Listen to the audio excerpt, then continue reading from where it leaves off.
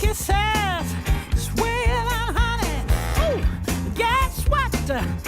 Some of the most iconic songs of the 1960s were complete disasters when they first came out. Labels rejected them. Radio stations ignored them.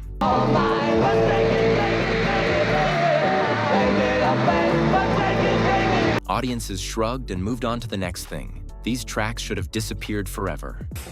What you want, baby, I got what you need.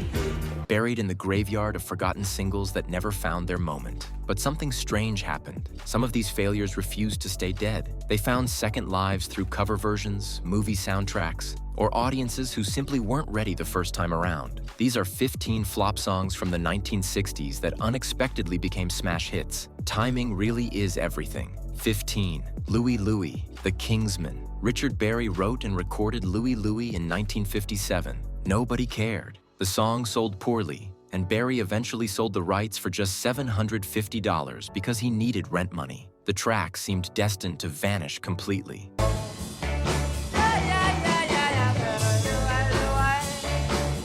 Then, in 1963, a Portland garage band called the Kingsmen recorded a sloppy, nearly incomprehensible cover version. Radio stations initially ignored it too, but then rumors spread that the mumbled lyrics were actually obscene. The FBI launched an investigation. Teenagers had to own it. Louie Louie climbed to number 2 on the Billboard charts. A forgotten flop became rock and roll immortal because nobody could understand the words. 14. The House of the Rising Sun. The Animals. The House of the Rising Sun had been floating around as a traditional folk song for decades. Dozens of artists recorded versions that went absolutely nowhere. In New Orleans, they call the rising sun. The song was considered old-fashioned, a relic from another era that modern audiences didn't want. When the Animals recorded their electric arrangement in 1964, their label wasn't even sure it should be released as a single. The band cut the track in one take during a marathon recording session.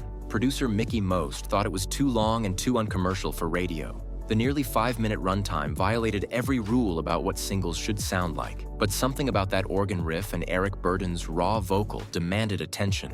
The House of the Rising Sun shot to number 1 in both the UK and the US, becoming one of the defining songs of the British invasion. A folk relic that everyone had given up on became a global phenomenon because one band refused to play it safe. 13. My Generation, The Who. The Who released My Generation in 1965 as an aggressive anthem about youth frustration and the hope of dying before getting old. British audiences connected with it immediately and pushed it into the top 5, but American radio wanted nothing to do with it.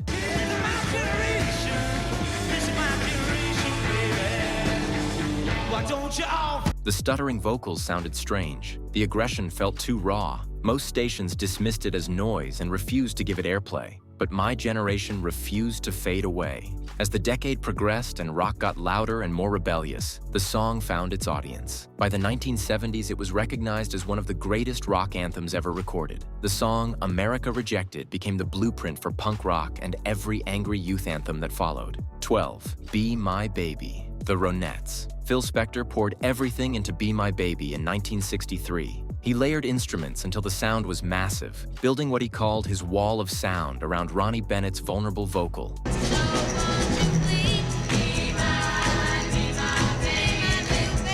Spector believed he had created a masterpiece that would dominate radio for months. The song entered the charts respectably, peaking at number 2, but it dropped quickly and faded from rotation faster than anyone expected. At the time, Be My Baby was considered a modest success at best. It didn't have the lasting chart presence of other Spector productions. Critics acknowledged it, but didn't treat it as anything revolutionary. The Ronettes moved on to other singles that performed even worse. Decades later, musicians and producers started calling Be My Baby one of the greatest pop recordings ever made. Brian Wilson said it was the song that made him want to create Pet Sounds. A modest hit that faded fast became the template for modern pop production. 11. God Only Knows. The Beach Boys. Brian Wilson considered God Only Knows the greatest song he ever wrote. He poured his soul into the arrangement, layering French horns, sleigh bells, and intricate vocal harmonies into something that sounded like a prayer.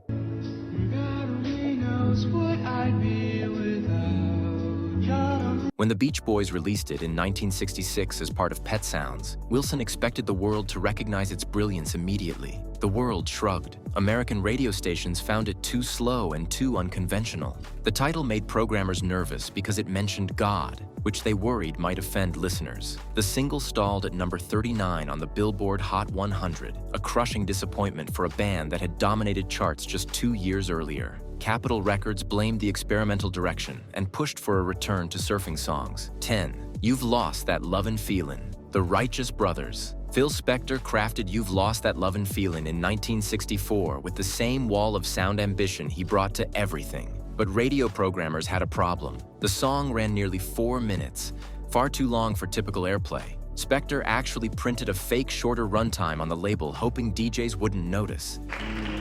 Never close your eyes. Many stations still refused to touch it. The initial response was lukewarm. Programmers complained about the length and the slow build. Competitors rushed out cover versions hoping to capitalize with shorter, more radio-friendly takes. It looked like Spector's ambitious production would collapse under its own weight before anyone heard it properly. Then listeners demanded it anyway. You've Lost That Lovin' Feelin' climbed to number 1 and eventually became the most played song in American radio history. The track that programmers rejected for being too long became the standard against which all other blue-eyed souls were measured forever. 9. A Change Is Gonna Come. Sam Cooke. Sam Cooke wrote A Change Is Gonna Come in 1964 after hearing Bob Dylan's Blowin' in the Wind. He felt black artists needed their own civil rights anthem. A change gonna come. Oh, yes it will. The orchestral arrangement matched the weight of lyrics drawn from his personal experiences with racism. RCA buried it as a B-side. Radio stations ignored it. Cooke was shot and killed weeks after its release. The song seemed destined to become a forgotten footnote, but civil rights activists embraced it as their anthem. The B-side nobody promoted became one of the most important songs in American history. 8. Piece of My Heart. Big Brother and the Holding Company. Irma Franklin recorded Piece of My Heart in 1967. Take another little piece of my heart now, baby. Break it. Despite being Aretha's sister, her version barely scraped the bottom of the charts and disappeared quickly. The song seemed destined to become a forgotten footnote in soul music history. Then Janis Joplin got her hands on it. Big Brother and the Holding Company transformed the track into a raw, explosive blues rock anthem in 1968. Critics initially dismissed their version as sloppy and undisciplined. Oh, then take it. Take another little piece of my heart now, baby. Oh, break. But audiences heard something different. They heard pain and power that couldn't be contained. Joplin's version became a top 20 hit and defined her entire career. One singer's flop became another's signature. 7. Gloria. Them. Van Morrison and his band. Them recorded Gloria in 1964 as a raw 3-chord garage rocker built on teenage lust and a spelling lesson. The song flopped in the UK.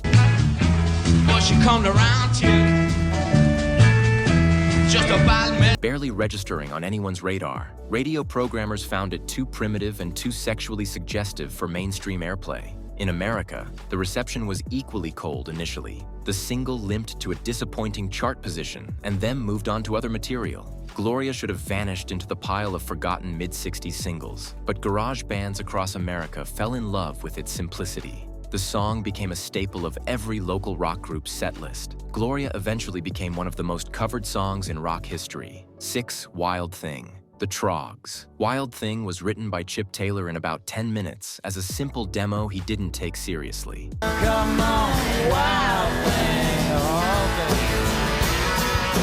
The original version by Jordan Christopher and the Wild Ones flopped completely in 1965. Nobody wanted a song built on 3 chords and caveman simplicity. The Troggs recorded their version in 1966 with the same primitive approach.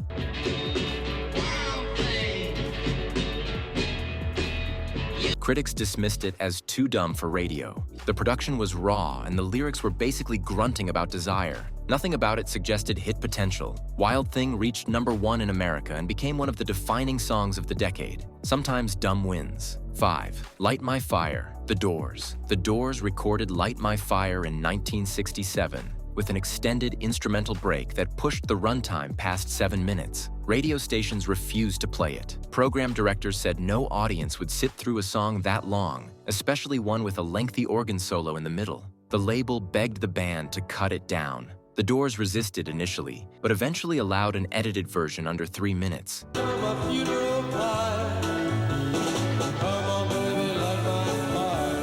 Even then, many stations remained skeptical of the dark, brooding sound. The shortened Light My Fire shot to #1 and stayed there for 3 weeks. The song they had to butcher for radio became The Doors' signature hit. 4. Unchained Melody, The Righteous Brothers. The Righteous Brothers recorded Unchained Melody in 1965 as a B-side afterthought. The A-side was supposed to be the hit. Nobody at the label paid much attention to this old song from a forgotten 1955 prison movie. It was filler, nothing more. DJs flipped the record and started playing Unchained Melody instead. The response was immediate and overwhelming. The public wanted the B-side, not the carefully planned single. Unchained Melody reached the top 5 and has never stopped being played since.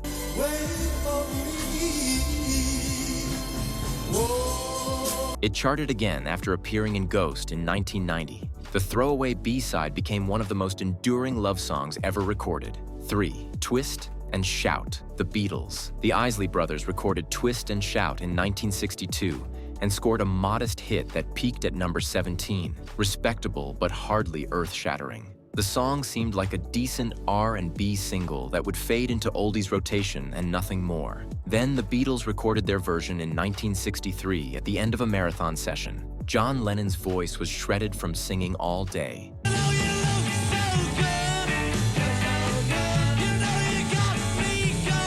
They had one take left before his throat gave out completely. That raw, desperate energy transformed the song entirely. The Beatles' Twist and Shout became a phenomenon that made the original feel like a rough draft for something greater. 2. Respect, Aretha Franklin. Otis Redding wrote and recorded Respect in 1965 as a song about a working man demanding respect from his woman when he comes home. The single performed modestly, reaching number 35 on the pop charts. Redding liked the song but never considered it one of his most important recordings.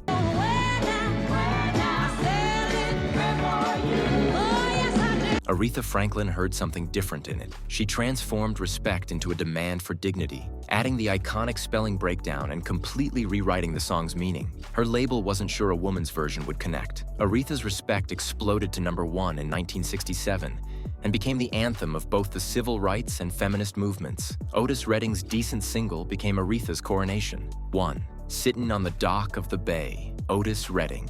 Otis Redding recorded Sittin' on the Dock of the Bay in December 1967, just days before the plane crash that killed him. The song was unlike anything he had released before. It was mellow, reflective, and featured whistling where a typical Redding vocal explosion would go. His label wasn't sure what to do with it. Sitting on the Dock of the Bay came out posthumously in January 1968 and shot to number 1. The song that made everyone nervous became Otis Redding's biggest hit and one of the most beloved recordings in music history. I'll be sitting when the evening comes. Sometimes the risk you take with your final breath is the one that makes you immortal. And that's our list of 1960s flops that became smash hits. Timing really is everything. Which comeback surprised you most? Drop it in the comments. Smash subscribe, and I'll see you next time.